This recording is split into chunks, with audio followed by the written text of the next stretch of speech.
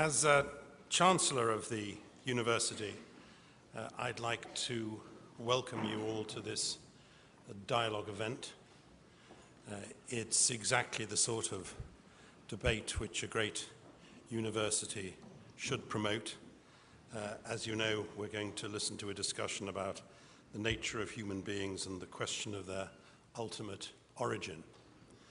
The fact that there are so many people crowding the Sheldonian, the fact that there are 2 other theatres in Oxford which are packed, and the fact that the proceedings are being streamed live on the web to all parts of the world does underline the importance of this event. I'm told that they're listening or going to listen to you in the middle of the night in Australia. We listen to cricket in the middle of the night. They listen to these more important matters, which just shows the difference between Australian culture and British culture. Obviously, the fact that there are so many of you here this afternoon is largely because of the eminence of our debaters, Dr. Williams, Professor Dawkins, and Sir Anthony Kenny, not only one of Oxford's great philosophers, but perhaps even more important, the former Master of Balliol. It is wonderful that both Dr. Williams and Professor Dawkins, who of course have been associated with the university as teachers and scholars over the years, have come to Oxford this afternoon, have come to the Sheldonian for this debate, so we're tremendously grateful to you. Now, there are many charming things about this theatre. As some of you who don't know already will discover, they don't include the seating. But if you think you're uncomfortable, you should try that throne up there, which is a complete nightmare.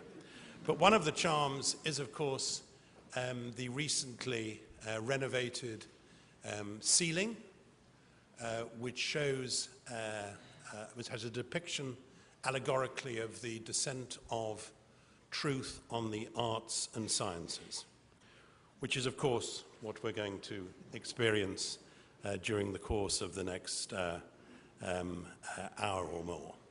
So without any further remarks, I'd like to ask Sir Anthony Kenny to chair and, I'm sure, take part in the discussion. Thank you both.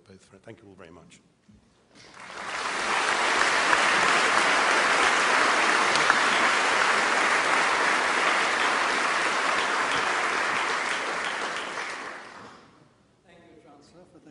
Kind words.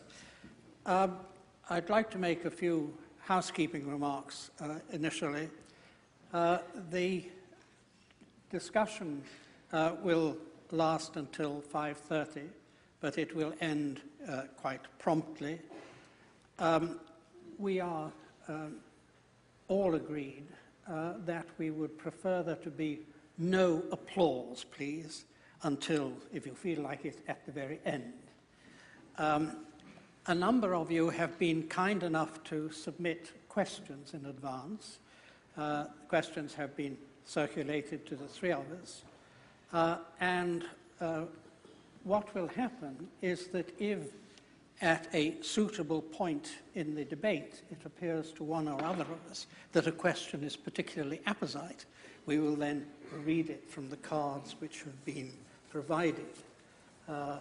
I'm sure we all have cards in our own hands, but it's nice to have these trumps which have been supplied.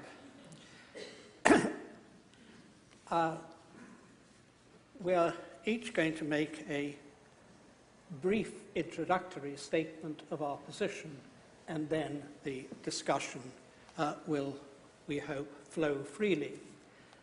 The topic is the nature of human beings and the question of their ultimate origins.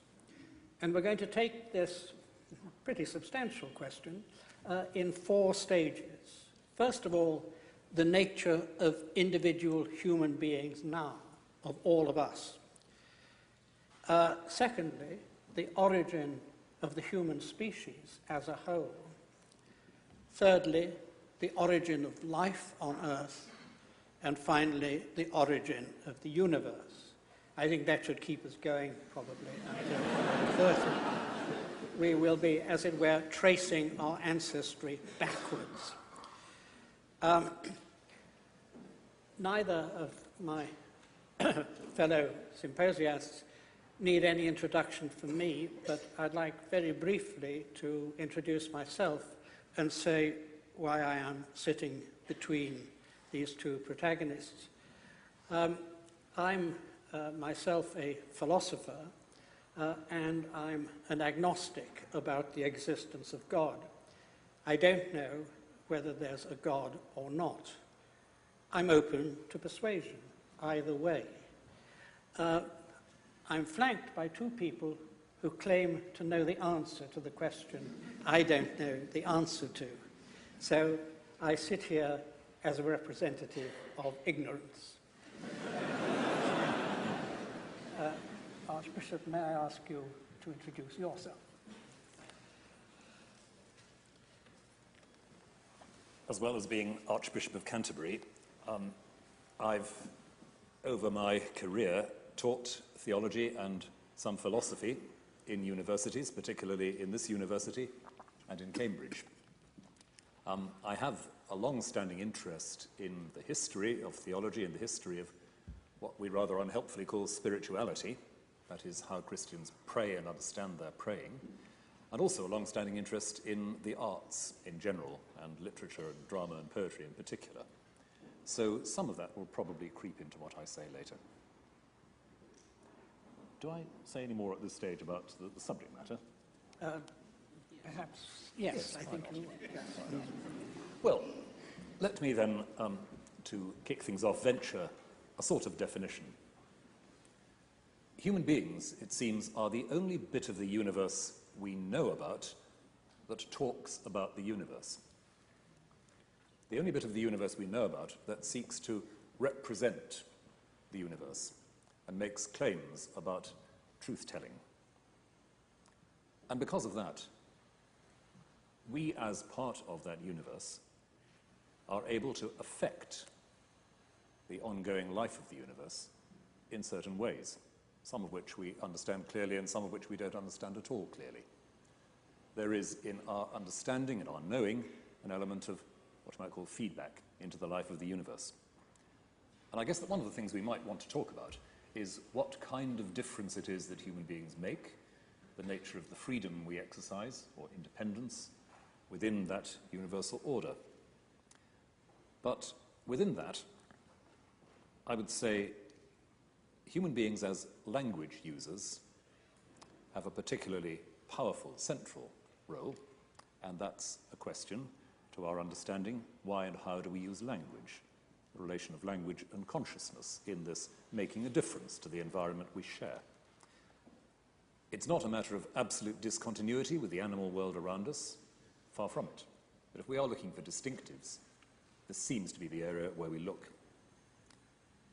And just to conclude a very brief position placement, it does seem that we live in a universe which, while we would all have difficulties, I suspect, with calling it anthropocentric, is anthropogenic. It's the kind of universe that has produced conscious language-using subjects, that is, us. And part of what we're looking at today is exactly how we understand that, whether there is a question we can answer about the origins of such subjects in the universe. So I think I'll leave it there. Thank you. Well, first I'd like to say what a privilege it is to be discussing with Archbishop Williams. I was very interested in the way you began, and it reminded me of two things which Julian Huxley said. One was evolution has become conscious of itself, and he meant in humanity. And the other is a poem that he wrote which I can't remember all of it, but it begins, "The world of things entered your infant mind to populate that crystal cabinet." And I think that resonates with what you were saying, Archbishop, about the uniqueness, as far as we know, of humanity as being capable of, as I would put it, getting a model of the universe inside our heads. And no doubt we'll come back to this idea. I think it's extremely interesting. I was singing to myself in the shower this morning, and I realized that it was a hymn. I'm a cultural Anglican. I'm not going to sing it now. I will just say it. It's a hymn that we probably all know. "It is a thing most wonderful, almost too wonderful to be." I'm afraid the hymn goes off the rails rather after that point.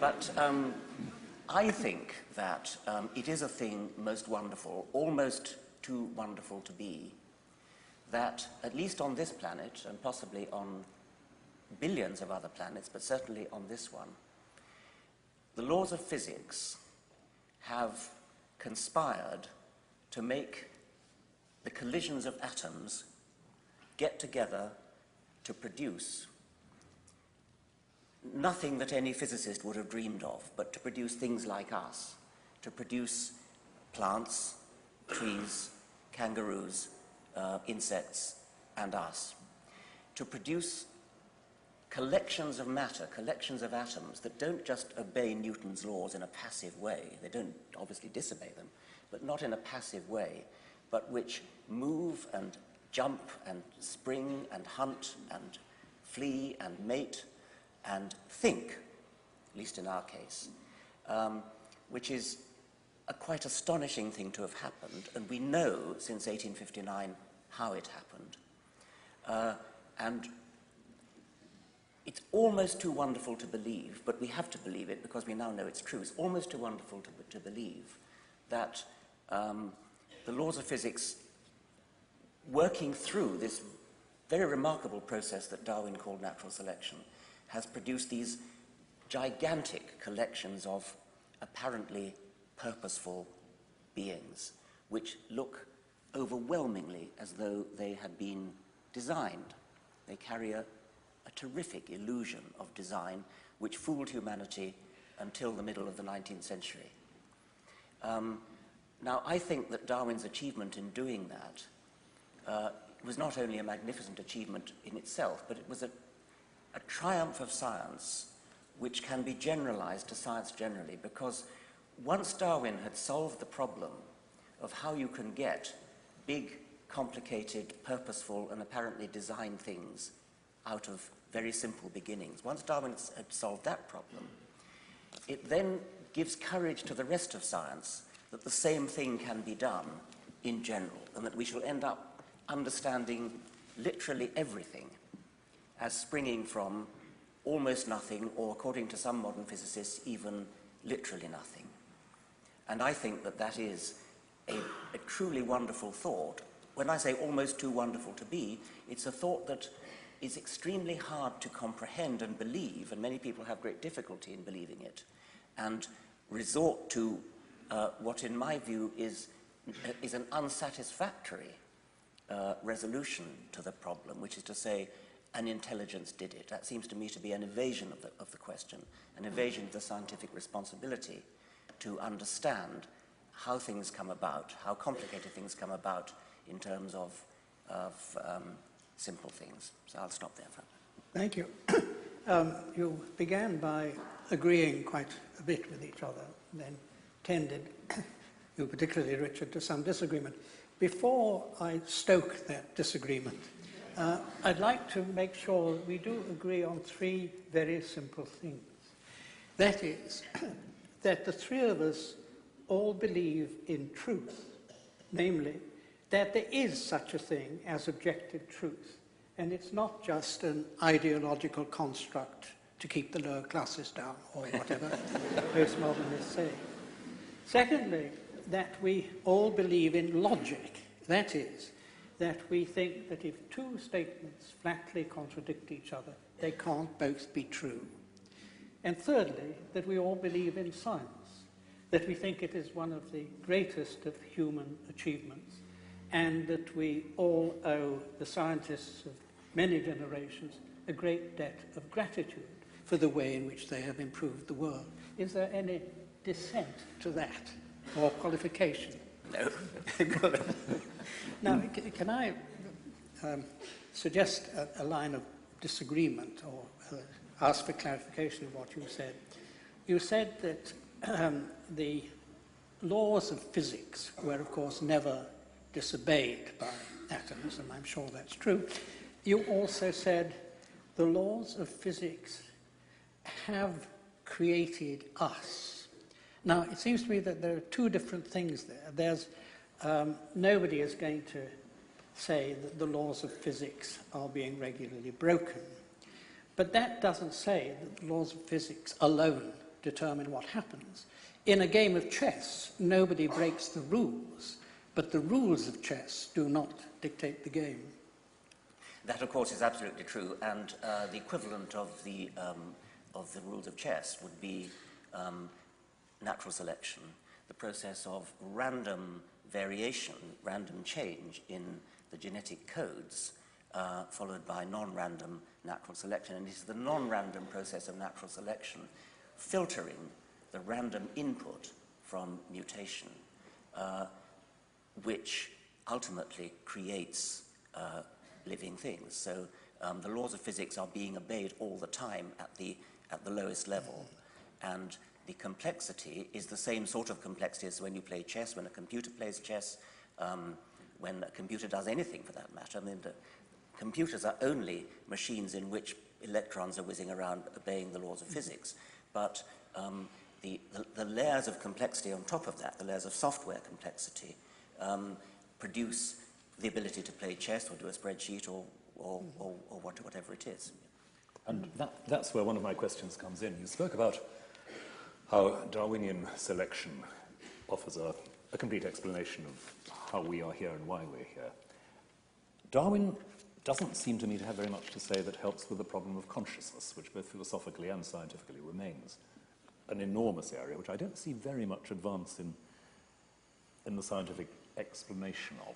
And one of the things which makes me wary of simply saying we have recourse to the laws of physics and that's it, is the question of consciousness. What is it that grounds the first-person perspective, which we are currently sharing in this discussion? I agree that that is deeply mysterious. As a materialist, I suppose I'm committed to the view that consciousness is something that emerges from brains, within brains. Nobody understands how, and I regard that as one of the problems for the future. And I think it will be solved eventually by a combination of neuroscience and computer science, probably. What I would say is that when one identifies a problem that science has, such as consciousness, and says, we don't yet understand X, and it happens to be consciousness in this case, then we should remain agnostic, as Sir Anthony has said. What we shouldn't do is immediately jump to, I don't understand it, therefore it must have something to do with God. And I'm not suggesting that we buy in God to get us a cheap get-out-of-jail card on consciousness. But what I am interested in is what it means to say that this is the kind of universe in which consciousness will happen given these coordinates. Because it seems to me that the question is not, is there some point at which God interferes to say, let there be consciousness?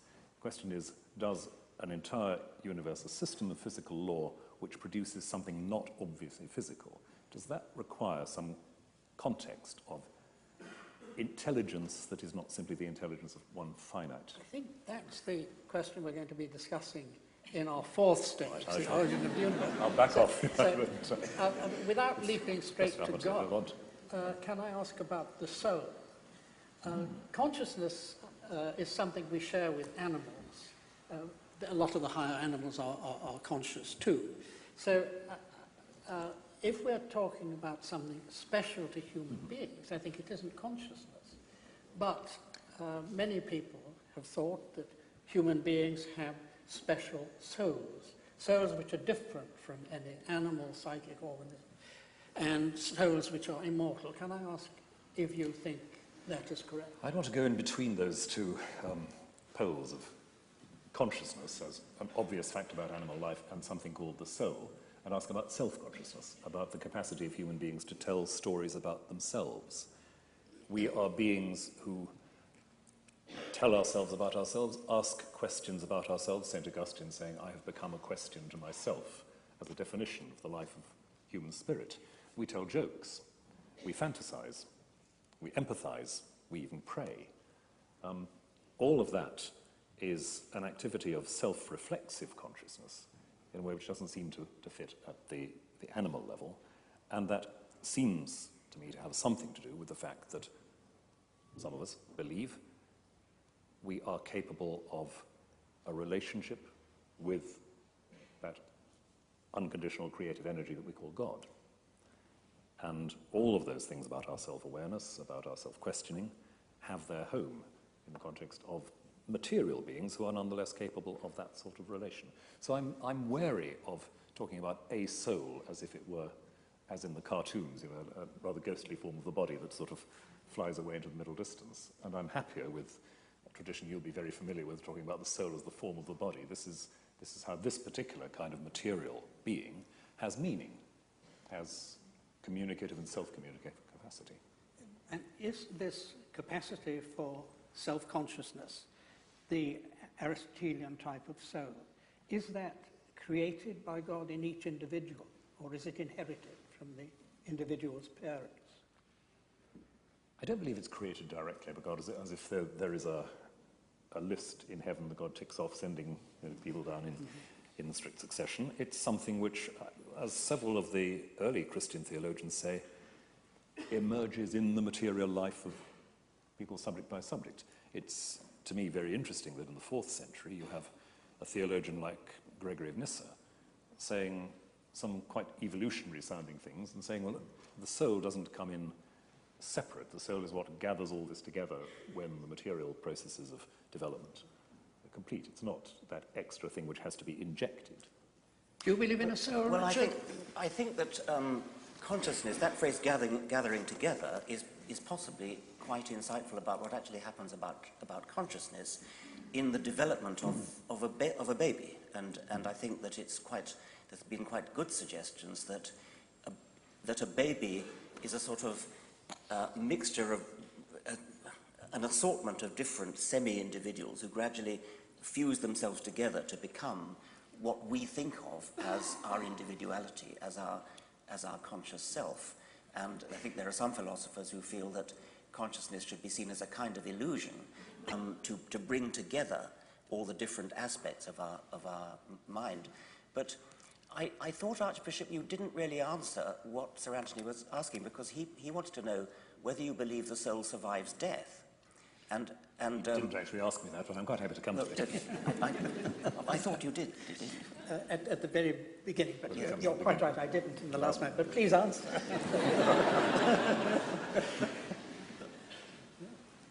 The short answer is yes. The long answer would take quite a while, so bear with me a moment. What it is that we develop in self-consciousness, in relationship to others and to God, is, for myself as a Christian, something which does not simply cease on material death.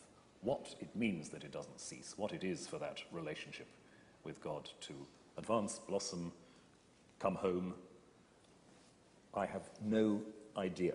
I have a number of images, but no idea. And the confidence that I, as a Christian, have about that is not the belief that there's something in me that will survive. It's a belief in the kind of God who does not terminate the relationship initiated from God's side as I develop and grow. But could I just come back very briefly on one of your phrases about consciousness as an illusion? Yes. I've come across this sort of language, and I have to say it baffles me rather. Yes. Because if consciousness is an illusion, what isn't? I mean, the concept of an illusion presupposes that there is that's correct fair enough. Yes, way that's of fair perceiving. enough. Yeah. And I find that there's a lot of that slippage going on in some of the writing in this area. Consciousness is a mistake. But to talk about mistakes, we have to have a framework in which it makes sense to distinguish between a mistake and a correct observation. Consciousness is an illusion, but we need, therefore, a distinction between illusion and correct perception, or even, well, I could go on, but you see the point. Yes. And to say that consciousness is something emerging to resolve the problems, if you like, of discrete ETE perception is not quite the same as saying it's an illusion, or to say with Daniel Dennett that there is no evidence for consciousness. I scratch my head profoundly of that one. I have a colleague who when one gets into this argument and they come to the point where one says, well, we don't actually have any evidence that any of the rest of us are maybe I'm the only one who is, and so on. And he finishes the conversation by saying, I'm not conscious. The thing that really baffles me about consciousness is that I can kind of see that one could program a computer to behave exactly as though it were conscious, to pass the Turing test, and actually fool people into thinking that it was conscious. But I still have trouble believing it actually would be, and yet I think I have to be committed to the view that it would be. Well, I think it's sad that you're committed to that view. I think it's rather sad that you're committed to that view. Well, computers are human tools. They can't even add 2 and 2 together. They are tools that are used by human beings, by human programmers. They can't even tell the time, and they wouldn't know what to do it if they did. Put it another way, if I may. Computers are, I'm scientific illiterate here, computers are binary systems, essentially, aren't they? That's what they work on. At bottom they are, yes, but that may not be a very helpful way to put it. But if they are fundamentally binary systems, does that mean that the way the human mind operates is invariably and always reducibly binary, or are there other? Oh no, it's just a technical convenience that they're binary. I mean, what matters is the software, which builds upon the binary events that are going on at the base. But then the question is, isn't it, whether the binary-based system of a computer can, given its dependence on input, given its dependence on certain fixed processes, whether it could move towards a state that was not, like our minds, able to operate in a non-binary. No, I think it's a red herring with the binary. I mean, you could have a quaternary computer or an octal computer. I mean, it's just accidental that it happens to be an engineering convenience that computers are binary. Once you get into the realm of software, you can forget about there being binary. Perhaps I could follow up Rowan's point by asking whether you think a computer has free will and whether you think human beings have free will. Well, I think free will is a difficult question, and I don't think computers have free will in the sense that I do think that everything that happens in a computer is predetermined by events in the world, mostly inside the computer itself. So in that sense, computers don't have free will, but in that sense, we probably don't either. I'm interested you say that because a lot of people misunderstood your first book, The Selfish Gene, to say that you believed in gene determinism, that everything was determined for us by our genes and therefore we didn't have free will. In your second book, The Extended Phenotype, you took great pains to explain that you were not a gene determinist. Yes. Well, usually not being a determinist includes believing in free will. No. The emphasis should be on the word gene. I'm not a genetic determinist in the sense that some people thought that I was saying that it's genes that make us what we are. Whereas all I was saying is that it's genes that are the fundamental unit of natural selection, which is a very different matter. You can be a determinist without being a genetic determinist. You can be a determinist who believes that events in the world, events in the universe, come together to produce everything that happens afterwards, including us, and including what we do. But that's very different. I mean, genetic determinism is a much more specific and less philosophical problem. Does it mean that in principle every decision is predictable? Well, that's what a determinist would say. Would say. Yes. Is it what you say? hesitate a little bit because of quantum indeterminacy. But I don't think that you can get away from determinism by postulating a ghost inside which takes decisions which are somehow independent of physical reality. Oh, I don't think that believing free will commits you to a ghost taking decisions independent of physical reality. But if, and I'd like to come back to this, if the distinction between absolutely inert stuff and mind is not quite where it's frequently been thought to lie, if the universe doesn't just break down into sort of ghostly stuff and hard stuff, then a decision is not something which some independent homunculus inside me makes, never mind what happens. It is something that emerges from a set of physical conditions not wholly determined, but innovating, and thereby making a difference. I mean, therefore not. They could be wholly determined, but you would have the illusion of freedom. I mean, there are. How would you tell the difference? Well, there are neurological experiments where people have measured brain states. Yes. Well, I'll just finish because other people may not. Sorry. There are neurological experiments in which people make decisions like just reaching out for a glass, or at some moment you have to reach out. And they think that I think that I take the decision now. But what the experimental results show is that actually the decision was taken some seconds before, because you can tell from the brain states that it's going to happen. Well, I'm not sure what that means, but I think it probably means, or might well mean, that when I think I've taken the decision, when the illusory ghost in me, which I think of myself as me, takes the decision, it has already been taken. One of the things which makes that experiment, to my mind, a bit less than clinching is, of course, that it relates to fairly small-scale, short-term, rather uninteresting decisions. I would be interested, seriously interested, to find if you could map that onto deciding who to marry, who to vote for. Well, what we usually mean by decisions are significant. I suppose it's just rather difficult to do experiments on that kind of... Exactly. Yes. Exactly. And so, per force, just as geneticists have to work on peas because it's easier to work on them, I mean, I think you have to reduce the problem down to something that's experimentally tractable. But can we bring back to our commitment to logic for a Yes. moment? If I can just press this one, because again, it's an interesting conundrum to me. There's an old sort of chestnut of philosophical argument which effectively says, if you were to tell me that it is foreordained that I will pick up a glass of water in the next 5 seconds, I can actually refuse to do so. Now, my refusal may be predetermined, but you see that there's a sort of regress of intelligibility. In other words, a true statement, I am determined, it is determined that I pick up this glass of water, is incommunicable. It can't be spoken without making a difference to my possibilities. Yes, I think that's right, and that's the kind of thing philosophers like.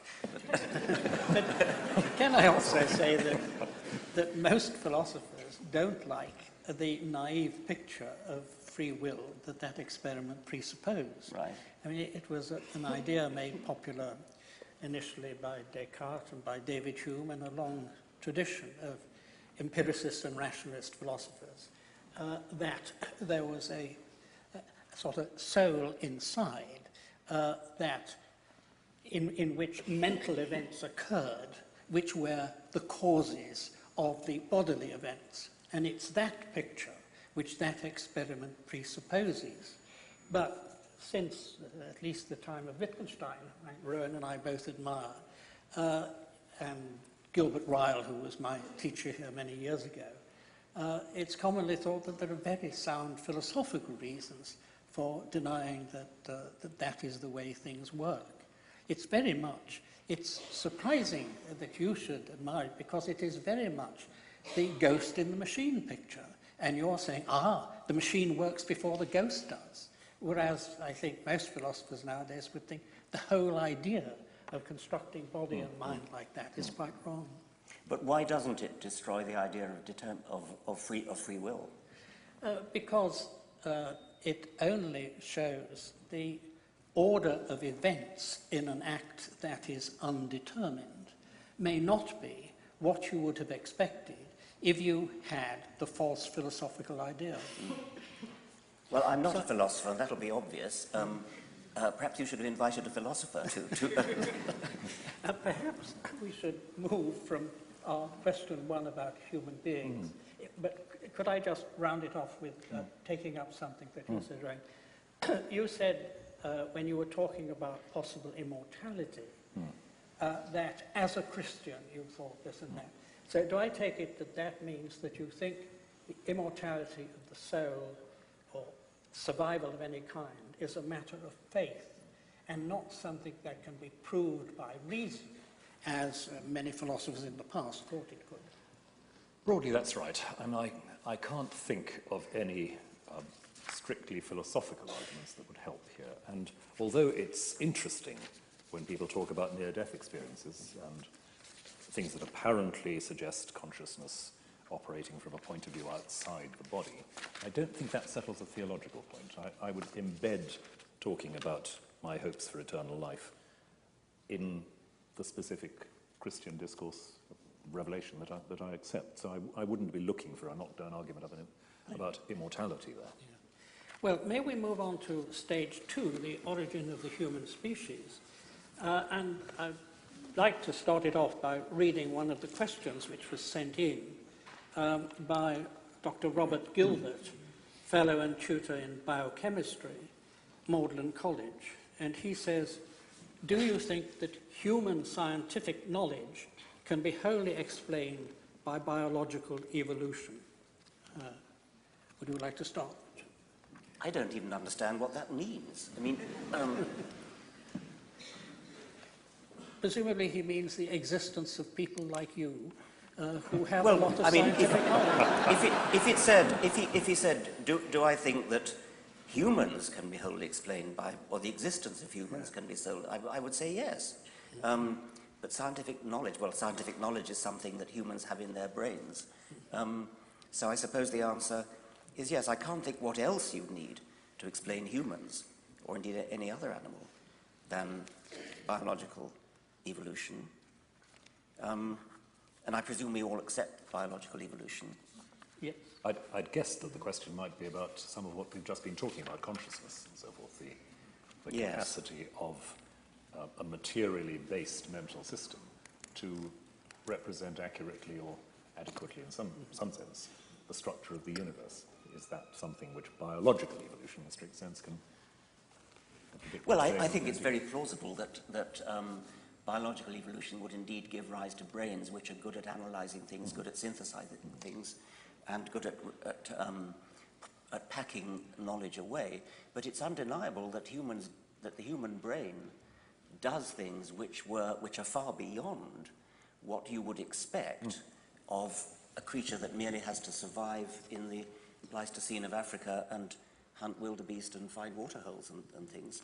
So there are strong emergent properties in the human mind which arise presumably because in order to build a brain that is good at surviving in a certain way in a mundane world, it's rather hard to build that brain which is not automatically capable of doing more advanced things such as mathematics and philosophy. In rather the same way as computers were originally designed as calculating machines.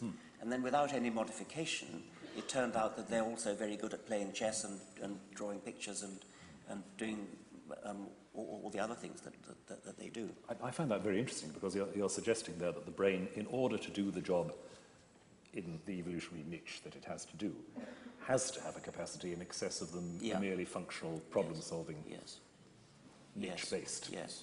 Or if not has to, at least a way of life was discovered by our species in which it did. Yes. You know, other species do it differently, of course. But You asked if we all believed in biological evolution, and I take it we all do, that we might differ at the explanation of it or the extent of it. And I'd like to put to you, Rowan, the question whether you accept that the first human beings had non-human ancestors.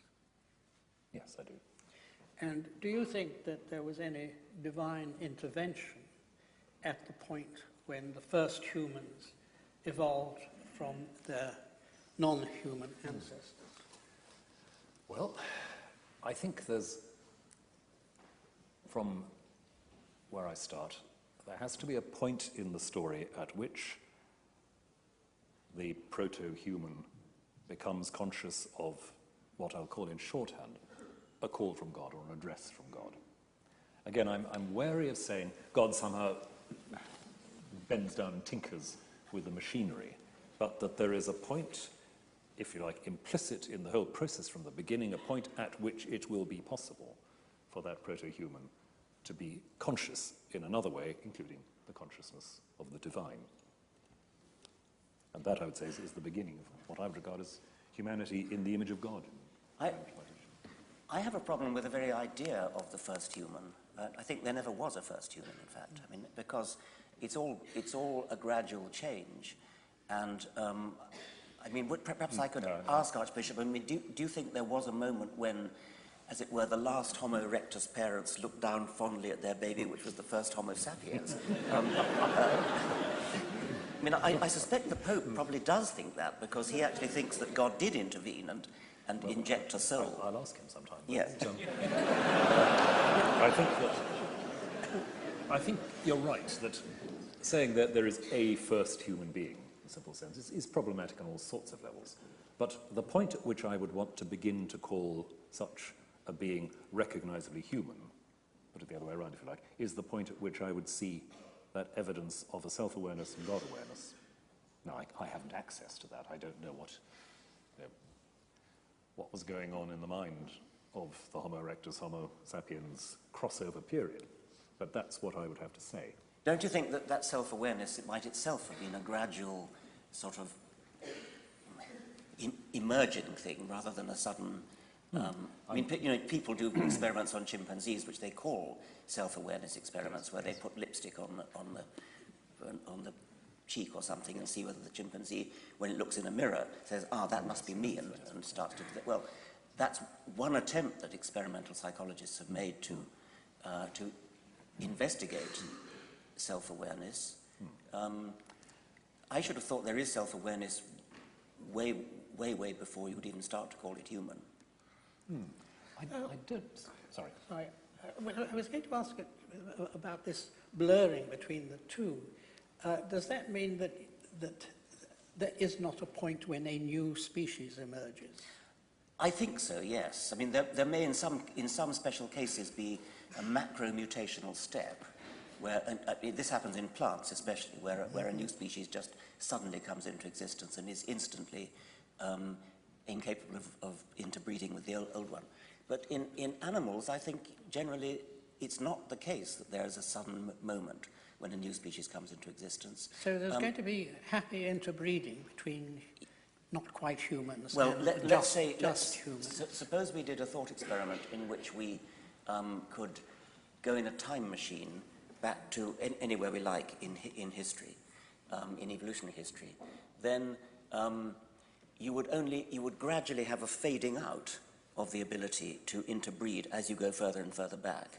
So if you did the thought experiment of hopping backwards in, say, 100,000-year steps in a time machine, and at each time you land and you take on board one passenger, and you cart that passenger back another 100,000 years, and then you see whether you can interbreed with the chaps that you meet when you get there. I'm suggesting that maybe 100,000 is too long, maybe 10,000 years. That every 10,000 years stop, the most recent additions to the passenger list will always be capable of interbreeding with the next lot, and probably the next but one. But that there comes a point when the next but 10, for example, can't interbreed, and it's a gradual fading out of ability to interbreed. And interbreeding, by the way, of course, is the standard criterion for member of the same species. You don't have any problem with language emerging by natural selection? Well, that's very interesting because, I mean, language, true syntactic language, as opposed to the many communication systems that non-human animals have. Recursive, self-embedded syntactic structures. That seems to be uniquely human. And I had always supposed by recursive syntactic structures, you mean having words in it like if, not? That's right, yes. The adjective noun or the adjective noun, which adverbly verbed in the verb of the noun, the noun, all that sort of, which no other species can do. Now, there is some very interesting evidence that I think there are 2 or 3 genes, I've forgotten what they're called, which have mutated so that they're different in us from chimpanzees. There are lots of other genes that are, but these particular ones are of great interest because when humans, mutated humans, mutant humans who have reverted back to the chimpanzee state, can't talk. And so the suggestion is that what was required for language to evolve in humans was that at some point, this could have been a rather sudden moment when a particular mutation occurred, which enabled humans to use recursive syntax. And if that were true, it would be a remarkable example of a sort of major step in I mean, there really could have been a moment when the child could talk and the parents couldn't. It's a problem who the child talked to, of course.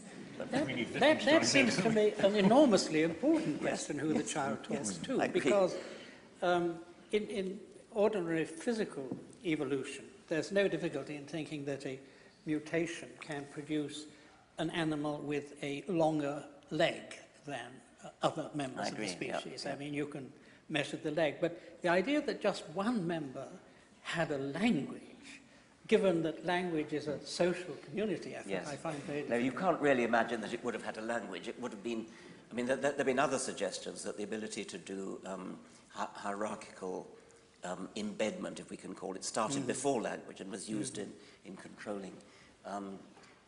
Presumably the child would just have shouted at its parents until they shouted back. Just as in, I mean, if you listen to those chimpanzees who have been taught various versions of human language, like sign language, claims are made that they are doing it properly, but I think the consensus is probably that when Washoe, the chimpanzee, says, "Please give me a banana," what she's really saying is, me, banana, banana, banana, gimme, gimme, gimme, which I think that the mutated humans can do too. It's just that what they can't do is, this is the house that Jack built. So it's actually rather like what you were saying about the brain, that there's a point at which there's a sort of step change in capacity, which is not predictable simply in terms of the niche that it fits into. That's right, and it could be an exception to my general prejudice that evolution is always gradual. It could be a rather unique exception. Thank you. So even if there wasn't a first human being, there was a first human That's talker. right, that's right. There indeed could be, yeah. Thank you. Before we leave the question of the origin of the human species, I'd like to read out one more question from the floor from Isabel Richards. It goes like this: human beings are immensely imperfect, with so many of our potentialities unrealized. Are these failures of evolution, or are they failures of design? I imagine the first alternative is a question to you, and the second to you. Well, there are numerous imperfections in not just the human body, but in many animal bodies, and they are extremely revealing because they are, I mean, they won't surprise anybody on this platform, but to an American fundamentalist creationist, they're quite worrying because they're things that no designer could possibly have perpetrated. I mean, things like the recurrent laryngeal nerve, which is one of there's a branch of the cranial nerve, and it goes to the larynx. But instead of going straight to the larynx, it goes way, way down into the chest, and then loops round one of the main arteries in the chest, and then goes back up again. which in a giraffe is a detour of about 15 feet. So this has been often quoted as an example of imperfection. No designer would ever dream of doing something as silly as that. But of course, if you understand it in terms of evolutionary history, it makes perfect sense, because in our fish ancestors, the most direct route between the start of the nerve and its end organ was indeed south of the artery that it still is. And as evolution progressed, as the neck got longer, fish don't have necks, as the neck got longer in their descendants, the marginal cost of another millimetre of detour was less than the marginal cost of the immense embryological upheaval it would have taken to have jumped it over. So if you look at it in terms of history, then it makes perfect sense, and we're full of examples like that. And rather serious ones sometimes, like the imperfections of the way so many people have back pain is because we're walking upright when our ancestors walked on all fours. But I don't know if that's what the questioner means, because she says there's so many of our potentialities unrealized. Obviously, nothing that I've said has any bearing on that. I think there are two kinds of question going on here, at least. Imperfection and incompletion. Unrealized potentiality is about incompletion, isn't it? It's about the fact that there are things we might, as individuals or even as a species, conceivably do, but we can't or don't. And I don't see that that's a matter of failure, because in any system where we grow through time and develop through time, whether as individuals or as species, that's just part of what it is to be temporally conditioned, to live in time, one thing after another. Failure is, I think, another kind of question, isn't it? And it's the apparent inefficiency or irrationality, in a rather loose sense, that you've just described in terms of the religion. But I almost wonder whether she means something like the Christian, I don't know, we're all imperfect because of original sin or something like that. I mean, that it is part of Christian theology, isn't it, that humans are all born in sin and sinful until redeemed. And could she mean that? I think Isabel Richards is probably here. Perhaps she could tell us what she means. Hi. Well, I think that the context of the question, when posed, was when we think about potentialities that are unfulfilled. The context originally of the thought of this question was, when a mother has a child and the child, for example, dies without being able to fulfill what could be its full life, and that there are these tragic moments in people's lives, and you, as humans, want to try and explain or to try and come to terms with what those things mean. And I think the question is based around, do we need a sort of explanation for the fact that those things are unfulfilled? Is that something that evolution will eventually, for example, get rid of? Is there some sort of end game, or is on the other hand, I think you've made clear the question, and I think it is much more a question to the Archbishop than to... Well, my answer would just be, it's tough. Stuff happens. So evolution... Can we let the Archbishop answer, please? I think I might feel obliged to say a little bit more than stuff happens. Yeah. Because you're asking, of course, the most fundamental question about, if you like, the emotional coherence almost of religious belief, how it's compatible with the fact that lives are cut short in terrible circumstances. I haven't got a mega-theory that will sort this out. I have a kind of bottom line of understanding that in a world where change and chance are, from the point of view of any individual, uncontrollable, tragic accidents happen. That there is no way, or perhaps that's just an elegant version of stuff happens. I hope it's not quite that. But that is one of the things that happens in a world where we are not in control of our circumstances. I mean, it's of course inherent in the very idea of natural selection that distress happens. far from evolution getting rid of the problems that you're talking about, it's the very essence of natural selection that unfortunate things happen. Death, non-random death before reproduction, is what natural selection is all about, and it's tragic. And if one looks around the world and sees the sheer amount of suffering that there is in the animal kingdom as well as in the human, it is exactly as you would expect it to be if it were just the blind forces of nature acting, if there were no overarching purpose in the world. It's one of the strongest points one can make, and Darwin himself said it, that I find it impossible to believe in believe that the ichneumonidae, that's a family of wasps who torture their victims in horrible ways, could be created by a beneficent deity, something like that. It's utterly foreign to the scientific way of thinking to say, oh, isn't the world terrible? Shouldn't evolution do something about it? It's because it's terrible that evolution produces the results that it does. So this really is much more of a problem for you, isn't it? I think it is. And also the point that Richard made about, as it were, design faults. I mean, our eyes having been put in backwards and that kind of thing. They make, but perhaps you don't believe that the universe was actually designed. All we've got to go on when we use a word like design is what it's like for us to design things.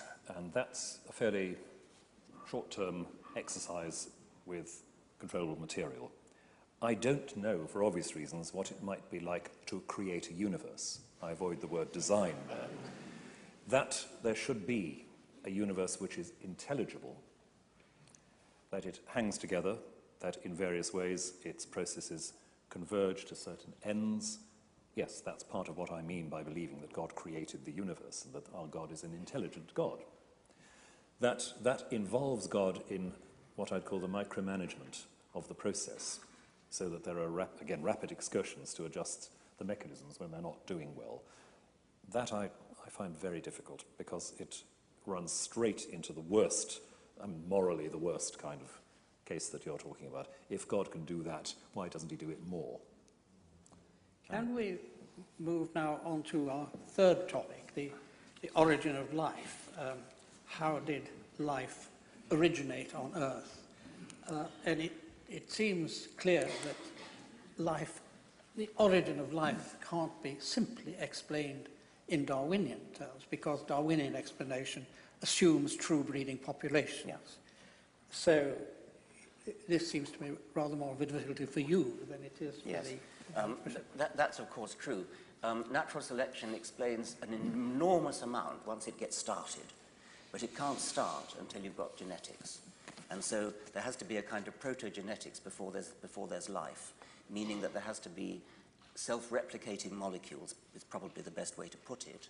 And so the whole enterprise to understand the origin of life is an enterprise to imagine what it was like in the sea, probably in the sea anyway, in the world, before there was life, when there were molecules bumbling around and self-replicating molecules that made copies of themselves came into existence by sheer luck. This is an event that only had to happen once, unlike all the subsequent things that happened in evolution, where there's a repetition billions and billions of times of the same kinds of things going on. The origin of life would have been, I'm not saying it was a unique event, but it doesn't have to be any more than a unique event. Once that happened, then the whole process took off. Nobody knows how it happened. There have been various theories about it, and the currently most fashionable theory is the so-called RNA world theory, where the idea is that the original genetic molecule probably wasn't DNA. It almost certainly wasn't DNA. DNA is too complicated. But it could have been RNA or something like RNA, which has the property of being a good catalyst, a good enzyme, as well as being a good replicator. And those are the two properties that you need. DNA is a very good replicator, but a terrible catalyst. And protein is a good catalyst, but a terrible replicator. RNA is reasonably good at both.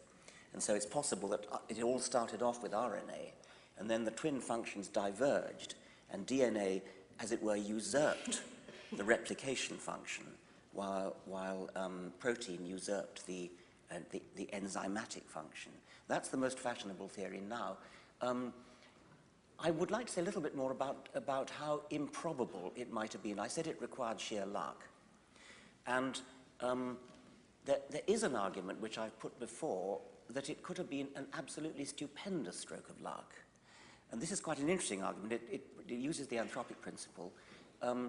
Since we know that there are probably about 10 to the 22 planets, at least, in the universe, the number of opportunities for life to evolve staggers the imagination. It is conceivable that we are alone in the universe, and actually quite a lot of people think we are, and would want to believe we are. If we are alone in the universe, then it follows that the origin of life on this planet was a quite stupefyingly rare and improbable event.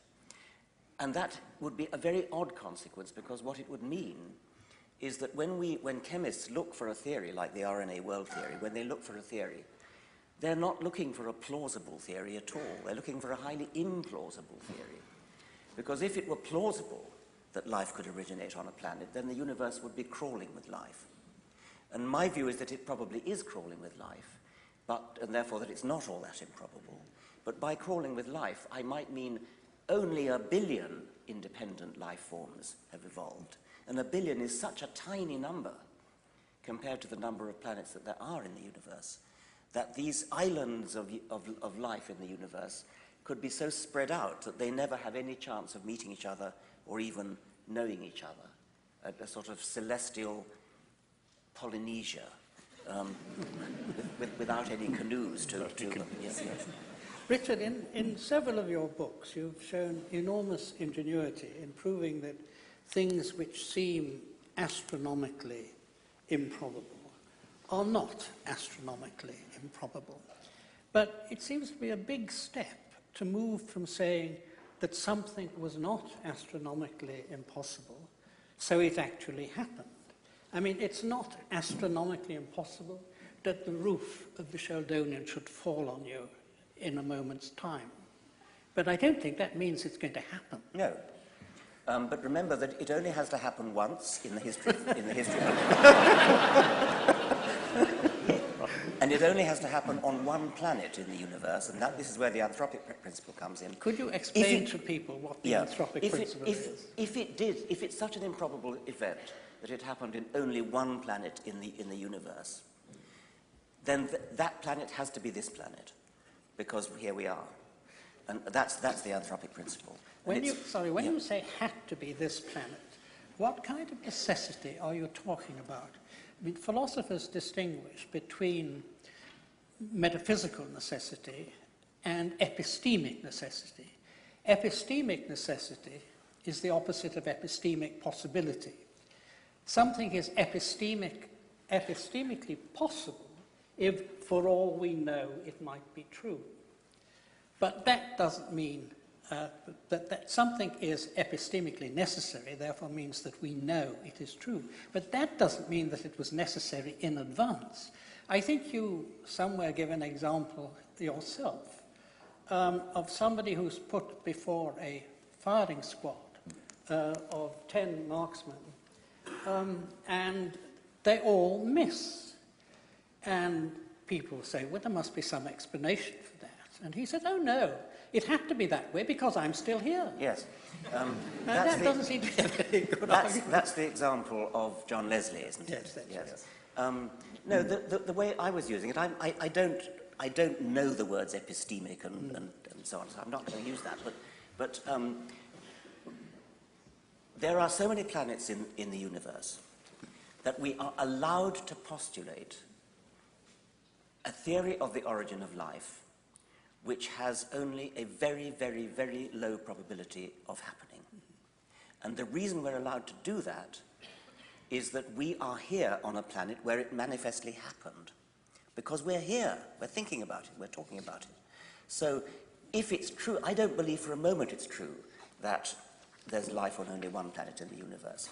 But if anybody here wants to say there's life, that this planet is unique in having life, then they are entitled to do so, because we know it happened here, we're sitting here talking about it.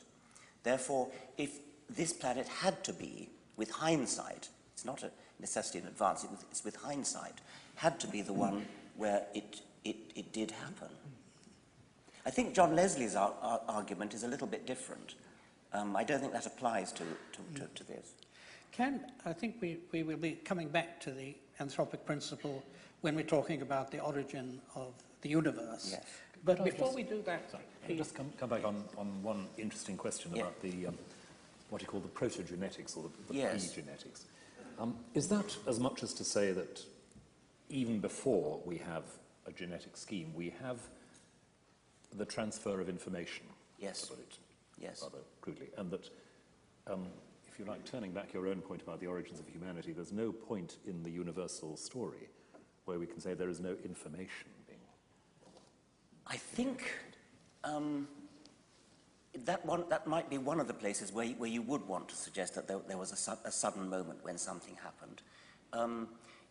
Information in this context would mean that there are self-replicating entities, but there is more than one kind of them.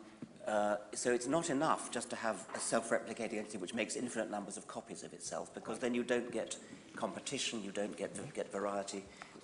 So it has to be something like DNA, probably nothing like as complex as DNA, but something like DNA where information means that there's heterogeneity in the types of entity that there are, and each type gives rise to its own type, with an occasional possibility of a mistake, which then increases the number of different types that there are, which therefore allows for the possibility of competition between them, where competition means very precisely competition to become more numerous in the population of such entities as compared with others. And I think that had to be the first step. Nobody knows, and it's a very, very difficult problem, how something like the triplet code of DNA arose. It's often described as possibly a frozen accident, that once the triplet code had arisen, then it couldn't be changed, because any change would be completely, immediately disastrous, catastrophically disastrous.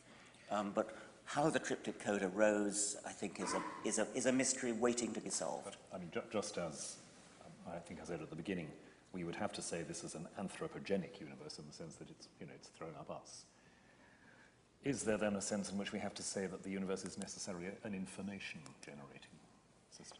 I think it's a very interesting point to suggest the universe is an information generator. I mean, I wouldn't bring us into it. I mean, it throws up kangaroos as well. Sure. Yes, I think it would be fair to say that natural selection generates information. Yes. Pushing a bit further Yes. back, though, which I think Oh, would okay. encourage Well, me to maybe do, that's but the next. Maybe it's the next thing. We're just about to move on to the origin of the universe, I think. But there's a bridging question here from Berry Billingsley. It says, surely if the truth is that the universe is billions of years old and life evolved, it would have been better when the Bible was written to say nothing about how humans began. Did the writers essentially get it wrong? It's probably one for me. I can't imagine that the biblical writers were, if you like, faced with a set of options, including telling the truth that the universe is billions of years old and saying, oh, that's too difficult. The writers of the Bible, inspired as I believe they were nonetheless not inspired to do 21st century physics. They were inspired to pass on to their readers what God wanted them to know. Forgive the naked theology here, but I might as well come clean. And that means, reading the first book of the Bible, what I look for is the basic information, in a slightly different sense from what we were talking about just now. The universe depends on God and God's freedom. Humanity has a very distinctive role in that universe, and from the first measurable moment, humanity has made a rather conspicuous mess of that role. that's where the Bible begins, that's what I need to know, so to speak. And I don't think that it makes very much sense to talk about the writers of Scripture getting it wrong, in the sense that there was lots of information available and they happened to get on the wrong bits of it. But I wonder, when you say humans got it wrong, I mean, presumably... Oh, original sin. Yes, quite. Earlier. But I'm baffled by the way sophisticated theologians who know perfectly well Adam and Eve never existed still carry on talking about it as though it had some profound wisdom to impart to us. In an allegorical sense, or I mean, that I presume is what you mean. Pretty much. It's, again, something which isn't just a 21st century invention, but it's a way people have read Genesis from very early on. But I don't understand why you really bother, because when you think back to who wrote Genesis, they were not, there's no reason to think that they possessed any particular wisdom or knowledge. Why would you want to waste your time reinterpreting Genesis to make sense of it in the 21st century? Why not just stick to 21st century science? If I want to answer 21st century scientific questions, then I stick to 21st century science.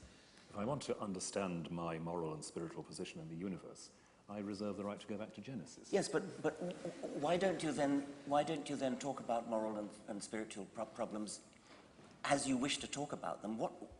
How does it help to go back to what somebody wrote in whatever it was 800 BC Well, presumably Rowan thinks that in a certain sense they were written by God, not by these humans. I mean, and since he has been sporting enough to bring God into the discussion, you, I think, Richard, believe you have a disproof of God's existence. No, I don't. You were wrong when you said that. I constructed in the God delusion a 7-point scale, of which 1 was I know God exists.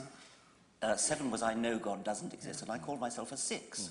Well, why don't you call yourself an agnostic then? I do, but I think it's a. I think it's. You are described as the world's most famous atheist. Well, in not the book by I me. recently.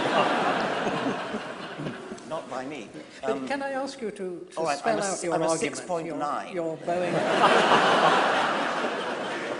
But you have your Boeing 747 argument to show. I mean, highly improbable. I believe that when you talk about agnosticism, it's very important to make a distinction between I don't know whether X is true or not, therefore it's 50-50 likely or unlikely, and that's the kind of agnostic which I'm definitely not. I think one can place estimates of probability on these things, and I think the probability of any supernatural creator existing is very, very low. So let's say I'm a 6.9. But that still doesn't mean that I'm absolutely confident, that I absolutely know, because I don't. But I was asking for your reasons for the high probability. Okay, the reasons for the high probability are that complicated things that appear to be designed, don't just happen. They, as Darwin showed us, and this is what I meant right at the beginning when I said that Darwin's achievement gives us confidence. And the confidence that he gives us is because he showed how you can go this wonderful thing, almost too wonderful to be true, this wonderful thing that you can go from extreme simplicity, where there is no design, where there is no complexity, and after 4 billion years, you end up with us. And that's an explicable process, it's an understandable process, we understand it, it works. Now that's an astonishing thing to have happened. If you then go back and say, oh yes, but I expect there was a God at the beginning anyway, I mean, that completely undermines the whole rationale for doing it. Why bother to do it if you're going to, having explained how it took 4 billion years to develop complexity and the illusion of design? It's a betrayal of everything that science stands for to suddenly go back and say, oh yes, but there was a God at the beginning anyway who started it all off, or something of that sort. Consciousness is part of it. Intelligence, design, complexity, the elegance of life, all these things come late in the universe. They come after a long period of billions of years of evolution. They've come, it took 4 billion years on this planet. We don't know how long it took on other planets, if there are. But it's not something that just happens. That's the Boeing 747 argument. But I thought your Boeing 747 argument was that complexity can only be produced by, that a God could only produce the whole evolutionary story if it was more complex than the whole evolutionary story. Well, I don't think it would have to be more complex, but it certainly couldn't be simple anyway. It would have to be, I mean, if we're asking God to be capable of designing the laws of physics, minimally designing the laws of physics, let's say, twiddling the knobs to get the universe's fundamental constants right in order to produce a universe, perhaps dealing with the chemical events of the origin of life. So he's got to be at least as complicated enough to do that. And he's got to forgive your sins and listen to your prayers and all that kind of thing. That's not a simple creature. Don't we have to distinguish between two senses of complexity? Yes. And of simplicity. There is complexity of structure and complexity of function. Now, traditionally, theologians have said that God was simple. That is to say, he had no structure. He was not spread out in space and time. But of course, in saying that he was omnipotent, they said that he had an enormous number of powers, an infinite number of powers. But there is a distinction between complexity of structure and complexity of function. Take my electric razor. It is a much more complicated machine than a cutthroat razor. The cutthroat razor is simple in structure, but it has more complex powers than the electric razor, because the electric razor could only be used to shave a beard, whereas the cutthroat razor could be used to cut a throat. Indeed, you needn't even have a cutthroat razor. You just find a stone, a flint, I really don't see what you're saying. I mean, you cannot be serious. Two senses of simplicity. Can I have a go? Yes, please. Yes. Yes, you three are. You can do that. Not that I know much about razors, but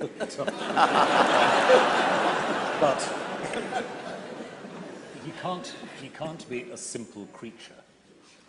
Well, in a sense, obviously not. We're not talking about a creature. We're not talking about a single structure or a single element within the system. We're talking about whatever it is that sustains the entire system. And I think what Tony was reminding us of is that long philosophical tradition, sorry to go back to philosophy again, which says God is simple in the sense that God is not the result of any process. It's not things that have to be put together. God is such that within that unconditioned actuality that is God, all sorts of things are possible in what he subsequently does, engages with. And that's the sense of simplicity I think that theologians and philosophers have been looking for. I was very struck by your discussion of complexity and simplicity in the God delusion, and had to sit down and think a bit about why I didn't think it was quite on the ball here. But I don't think the language of simplicity as just defined is nonsense. If you're talking about something which does not come to be, it's the sense in which you might say that what David Bohm calls the implicate order of the universe is simple. That is, it's not the result of a process. It is what it is, with all the complexity in it. It's not something that has been put together or brought into being. I have to say that I think the doctrine of divine simplicity is in flat contradiction to most of the other attributes that theologians attribute to God, but I just want to put in a note of dissent. Yes, well, I agree with that. What I can't understand is why you don't see the extraordinary beauty of the idea that we can explain the world, the universe, life. We can explain it from, well, physicists are now telling us starting from literally nothing. I mean, that is such a staggeringly elegant and beautiful thing. Why would you want to clutter up your worldview with something so messy as a God? Because the starting from nothing is so baffling.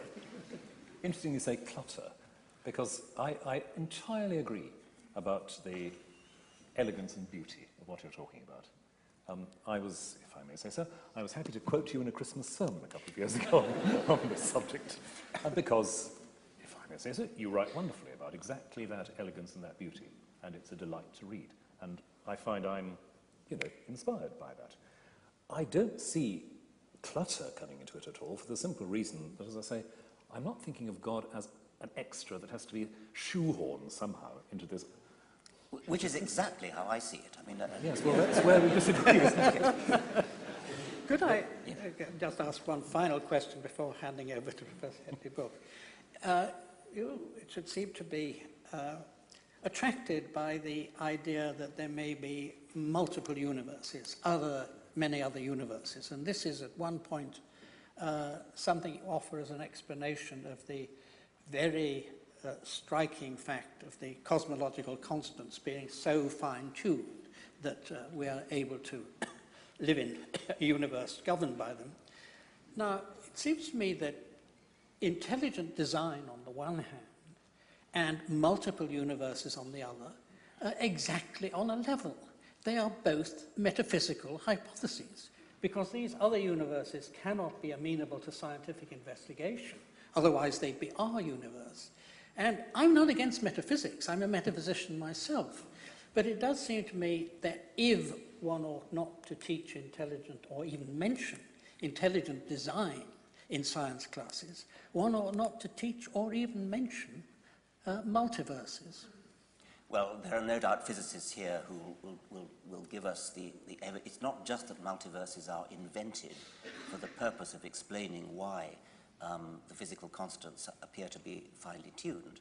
There are other reasons for postulating multiverses. It's a kind of analogous situation. I mean, I can deal with the anthropic principle at a planetary level, and which is what we were talking about before, where we said that there are so many billion planets, and therefore we can make inferences about the improbability that we are allowed to entertain in talking about the origin of life. It's a parallel argument that's used with the multiverse, where the universe that we're in appears to be finely tuned according to some views. Not all views, by the way, not all physicists accept that.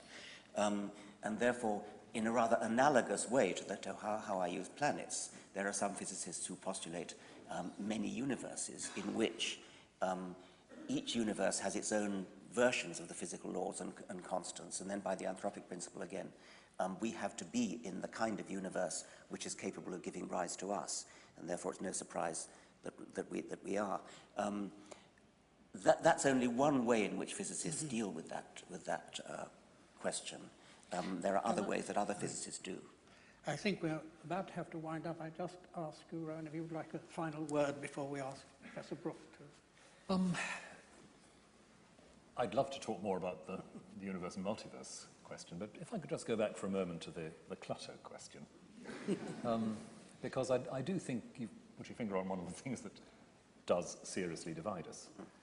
For me, the elegance and the beauty you talk about is an elegance which is, if you like, simply framed by the sense of a God who is, if you like, let's call him the combination of love and mathematics for these purposes, producing this sort of elegance, eternally, unconditionally. And I feel for that vision of the universe in the hand of God very much as you feel for what you've been talking about in terms of the elegance and beauty of the scientific explanation.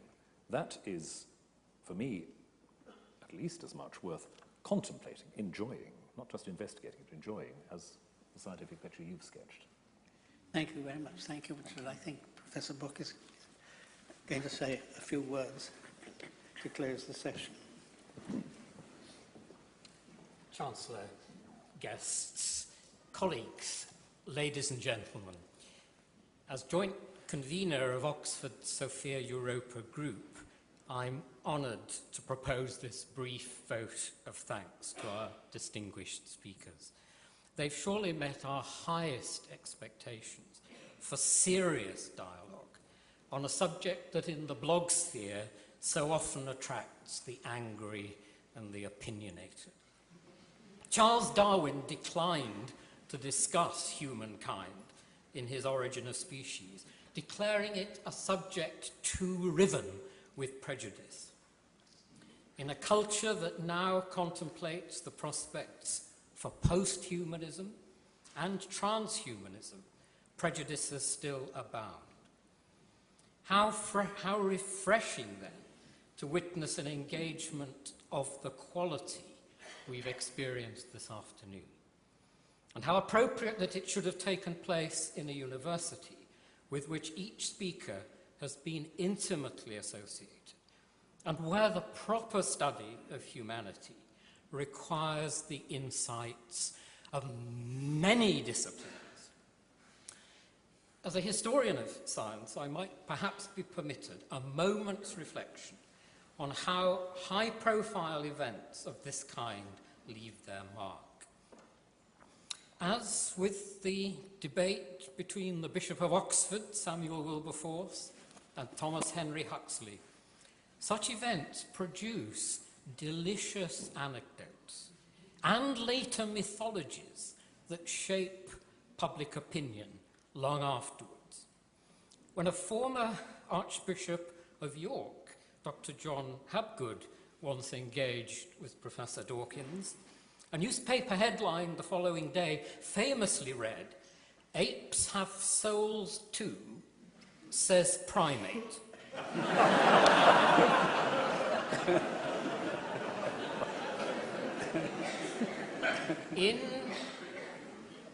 In such debates, there can be no easy victories. Of that contretemps between Wilberforce and Huxley, it was reported at the time that each had found a foe worthy of their steel and made their charges and countercharges very much to their own satisfaction and the delight of their respective friends. This afternoon, we've been privileged to hear three interlocutors even more worthy of their steel. Their contributions will surely have pleased their friends, but they've done far more than that in enriching our understanding and in probing those fissures between theism, atheism, and agnosticism, even if all three were voted 6.9. We should thank all in the university who have planned this event and made its realization possible. And please show your special appreciation of our generous speakers.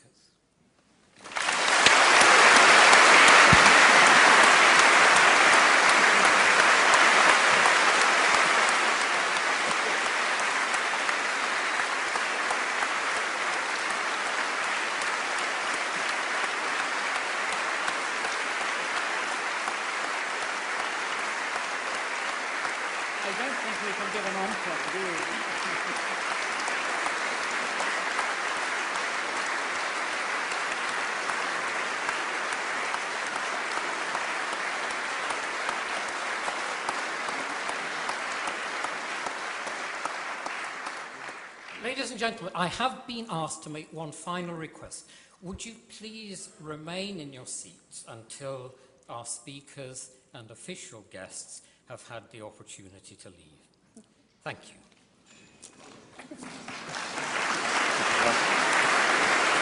Which way do we go out? We go out? Yeah. I think they want us to go out this way.